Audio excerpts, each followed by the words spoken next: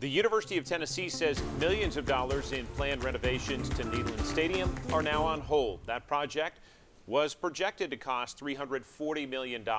Phase one of those renovations were supposed to wrap up before the 2020 football season. 10 News reporter Luis Fernandez is live in front of Neyland Stadium with more from Director of Athletics Philip Fulmer. Luis.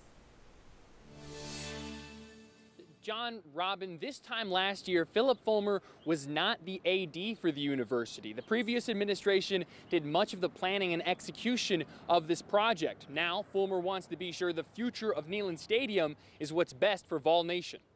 We're not there from a design and scope standpoint, okay? It has not the finances. The house General Neyland built is set to turn 100 in 2021. As the stadium approaches the milestone, the university delayed plans for renovations. And we are trusted by our alumni and our fans and our administration to get it right for the next 100 years.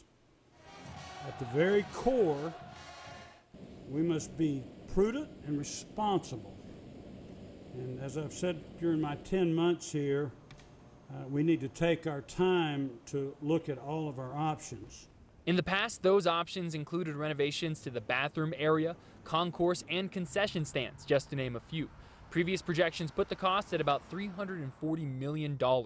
Fulmer said Thursday the university has raised more than $50 million through private means. I've been very energized and very grateful to our loyal donors and fan base, and I look forward to seeing where all this lands just like they are. When exactly will that be? Fulmer expects construction to begin in 1 year, 2 years at the most. And I think we've got some good ideas. You know, as I said, we've got to make sure that the folks that are supporting us now, you know, are supporting us and happy with the fan experience that they have. But also, it's really important, I think, you know, what is this going to look like in 30, 50, 70, 100 years? So instead of phase one being finished in 2020, we're looking at phase one construction possibly not even beginning until 2020. All of that, like Fulmer said, for the design and scope, making sure that Neyland Stadium stands and these renovations work out well for the next 100 years. John, Robin, I'll send it back to you. Luis Fernandez on campus. Thank you for the update.